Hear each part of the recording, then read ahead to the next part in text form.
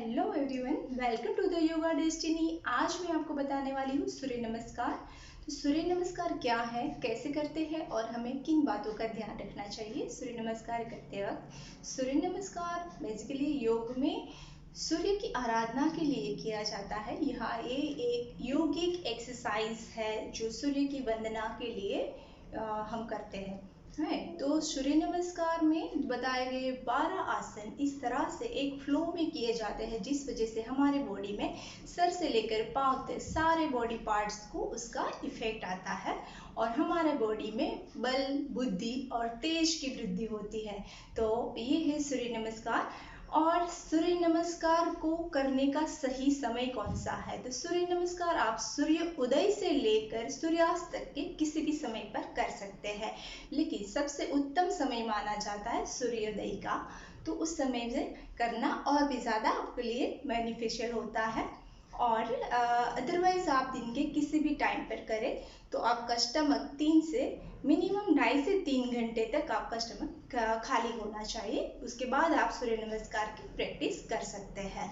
और दूसरा कि बच्चे से लेकर बूढ़े तक कोई भी व्यक्ति सूर्य नमस्कार की प्रैक्टिस कर सकता है, अपनी बॉडी के कैपेसिटी के हिसाब से करना है। और दूसरी एक बात खास मैं आपको बताना चाहूँगी, जिन लोगों को हार्ट अटैक आया हुआ है या हार्ट के रिलेटेड कोई प्रॉब्लम है या फिर स्पाइन के रिलेटेड कोई इशू है, साइटिका है, स्लिप डिस्क है या नी से रिलेटेड कोई इशू है, कोई हाल ही में अगर उसको कोई सर्जरी करवाई गई है, स्टमक की कोई सर्जरी है या नी की कोई सर्जरी है, इस तरह से अगर आपको कोई भी फिजिकल प्रॉब्लम है तो एक बार आप अपने डॉक्टर्स को कंसल्ट करने के बाद ही सूर्य नमस्कार का अभ्यास करिए। ओके, तो अब शुरू करेंगे सूर्य नमस्कार को कैसे करना है। सूर्य नमस्कार को करने के लिए सबसे पहले अपने मैट पर आगे खड़े हो जाए और दोनों पैरों पर अपने बॉडी का वेट समान तरीके से आए और दोनों पैरों को आप चाहे तो जोड़ के भी रख सकते हैं। अगर आप कंफर्टेबल नहीं है, बैलेंस नहीं कर पाते हैं, ऐसा लग रहा है, तो आप पैरों के बीच में हल्का सा डिस्टेंस भी बनाकर रख सकते हैं। और सूर्य नमस्कार का पहला आसन है प्रणाम आसन। तो प्रणाम आसन करने के लिए हम दोनों हाथों को इस तरह से इनहेल करते हुए उठाएंगे, कंप्लीट ब्रीथ इन करेंगे और ब्रीथ को आउट करते हुए दोनों फिंगर्स पाम को इस तरह से जोड़ लेंगे और ऐसे अपने चेस्ट के पास इस तरह से पोजीशन बनाएंगे कि आपकी ये जो एल्बो है वो पैरेलल टू फ्लोर आए। इस तरह से मैं आगे से आपको दिखा रही हूँ, ये पोजीशन आपको लेनी है। प्रणाम आसन ये है हमारा पहला आसन। इसके बाद यहाँ से ब्रीथ को इन करते हुए दोनों हाथों को ऊपर की ओर उठाएंगे, पूरी तरह से चेस्ट को ओपन करते जाए, शोल्डर को पीछे की साइड स्ट्रेच करते जाए। जिन लोगों को हाई बीपी का प्रॉब्लम है वो लोग नेक को पीछे की साइड ना ले जाए, सिर्फ इस तरह से शोल्डर को पीछे पुश करके रखें और बैक को हल्का सा बेंड दे, नेक को पीछे ना ले जाए। और जिन लोगों को कोई प्रॉब्लम नहीं है, ऐसे लोग अपनी अपर बैक को सिर्फ इस तरह से बैक साइड पुश करना है। ध्यान रहे कि आपको नी बेंड नहीं होने चाहिए, नी कंप्लीट स्ट्रेट रहने चाहिए। आपको नी बेंड करके इस तरह से पूरा पीछे जाने की कोशिश नहीं करनी है। आपके नी स्ट्रेट होने चाहिए और आपको शोल्डर को पीछे ले जाना है और चेस्ट को मैक्सिमम ओपन करना है ताकि आपके लंग्स अच्छे से ब्रीथिंग कर पाए। तो ये है हस्त उत्तान आसन। अभी यहाँ से एक्सेल करते हुए स्पाइन को सीधा रखेंगे और धीरे धीरे से नीचे की ओर झुकेंगे। नी को बेंड नहीं करना है, स्पाइन को पूरी तरह से सीधा रखेंगे। और अगर आपकी कैपेसिटी इतनी नहीं है कि आप पूरी तरह से फ्लोर टच कर पाए, तो आप जितना भी जा सकते हैं वहां तक जाकर आपको होल्ड करना है। अगर आप नहीं कर रहे हैं तो यहाँ आप ऐसे फिंगर को टच करके भी रह सकते हैं। और अगर आप कंफर्टेबल है, आपकी फ्लेक्सिबिलिटी अच्छी है, तो आप पूरी पाम्स को जमीन पर लगा दें और धीरे से अपने हेड को भी नी के ऊपर लगा सकते हैं। ये है पादहस्तासन। फिर यहाँ से इनहेल करते करते हुए अपने राइट लेग को पीछे ले जाना है। पहले ऐसे टोज पर रखेंगे, धीरे से नी को जमीन पर रख देंगे। इनहेल करते हुए आपको ये पोजीशन में आना है। यहाँ पर आपका नी इस तरह से बहुत ज्यादा आगे की ओर झुका हुआ नहीं होना चाहिए। आपको नी और एंकल दोनों एक लाइन में रखने हैं और पीछे के लेग को पूरी तरह से स्ट्रेच करके पैर के पंजे को जमीन के ऊपर लगा कर रखना है और नजर इस तरह से आगे। यहाँ पर आपको ब्रीथ इनहेल करके होल्ड करना है। ये है अंजनी आसन या अश्व संचलन आसन भी कहा जाता है इसे। फिर ब्रीथ को रिटेन करते हुए इनहेल रिटेन करना है और इस तरह से आगे जो पैर था उसको हम पीछे ले जाएंगे। दोनों हाथों की फिंगर्स को थोड़ा खोल के रखेंगे और पाम को पूरी तरह से जमीन के ऊपर प्रेस करते हुए हमें ये पोजीशन में आनी है। और यहाँ पर हमें अपनी स्पाइन को सीधा रखना है और पूरा जो वेट है अपने स्टमक के ऊपर यानी कि कोर के ऊपर लेकर आना है। इसे दंडासन कहा जाता है। तो ये आपके कोर की जो फैटनेस है यानी कि चर्बी है उसको लूज करने में आपकी हेल्प करेगा। यहाँ पर ब्रीथ इन करके होल्ड करना है। देन एक्सहेल करते हुए हम टोज को उसी पोजीशन में रखेंगे, धीरे से अपने नी को जमीन पर लगाएंगे। फिर धीरे से अपनी चेस्ट और चिन को जमीन पर लगानी है।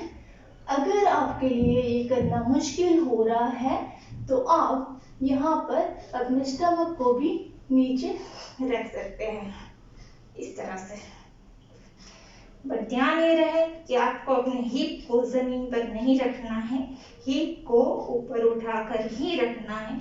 ये आपकी स्पाइन को और भी फ्लेक्सिबल बनाएगा। ये है अष्टांग नमस्कार। यहाँ पर हमारे बॉडी के 8 पार्ट जैसे कि दोनों पाम है, दोनों टोज है और कंधे और हमारी चिन और चेस्ट, ये हमारे बॉडी के सारे पार्ट जमीन पर है, इसीलिए इसको अष्टांग नमस्कार कहा जाता है।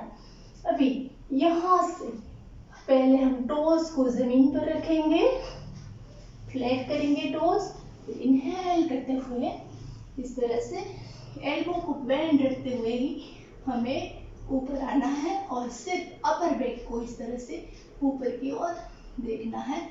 ध्यान रहे यहाँ पर हाथों को पूरे से सीधा करके लोअर बैक पे स्ट्रेच नहीं ले जाने। खास तो जिन लोगों को साइटिका की प्रॉब्लम है उन लोगों को ये पोजीशन बिल्कुल नहीं लेनी है। वो लोग सिर्फ इतना ऊपर उठे, बस ध्यान रखना है कि आपकी दोनों एल्बो जो है वो चेस्ट के बाजू में आपके हाथ लगे रहनी चाहिए और आपकी एल्बो बेंड होनी चाहिए। ये है भुजंगासन। यहाँ से ब्रीथ आउट करते हुए पहले अपने पैरों को टोज के ऊपर ले आएंगे और धीरे से नी को उठाएंगे और पर्वतासन में आएंगे। और अगर आपकी हील नहीं लग पाती है तो आप यहाँ पर ऐसे टोज के ऊपर भी इसको होल्ड कर सकते हैं।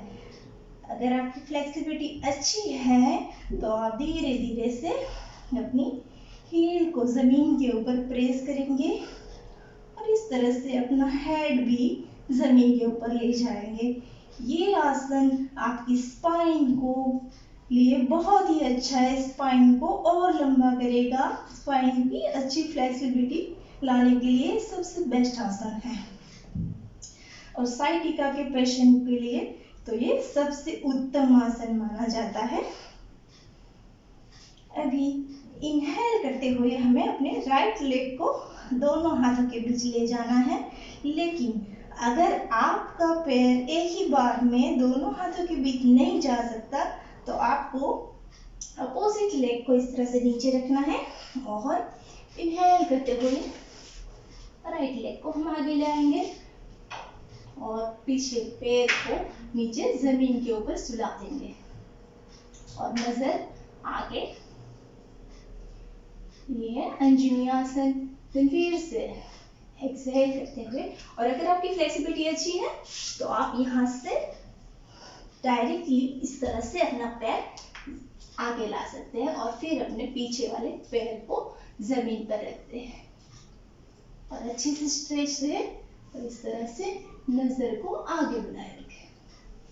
देन एक्सहेल करते हुए फिर से पीछे वाला पैर टोस पर ले आएंगे, नी को ऊपर उठाएंगे और वो वाला पैर दोनों हाथों के बीच में ले आएंगे और कंप्लीट ब्रीथ को आउट करते हुए धीरे से अपने हेड और शोल्डर को रिलैक्स रखते हुए अपने हेड को नी के ऊपर लगाएंगे।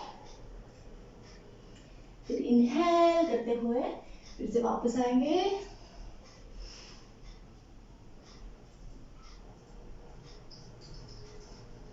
एक्सहेल करते हुए रिलैक्स। ये हमने एक सूर्य नमस्कार किया। अभी पूरी तरह से एक सूर्य नमस्कार कंप्लीट करने के लिए हम दूसरे पैर से भी सेम आसन करेंगे। इनहेल करते हुए और फिर ब्रीथ आउट, एक्सहेल। इनहेल करते हुए हाथों को ऊपर उठाए, एक्सहेल करते हुए डाउन।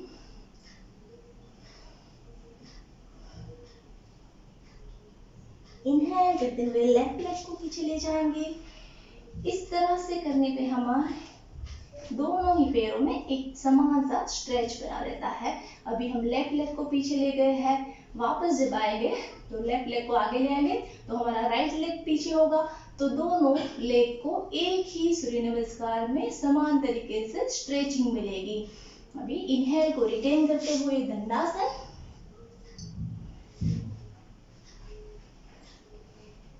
एक्सहेल करते हुए अष्टांग नमस्कार।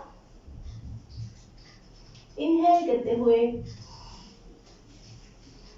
भुजंगासन, एक्सहेल करते हुए पर्वतासन।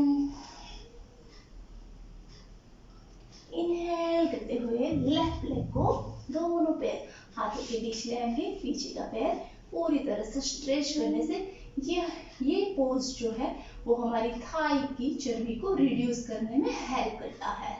यहाँ पर आप महसूस करेंगे कि आपकी दोनों थाइस में बहुत ज्यादा स्ट्रेच आएगा।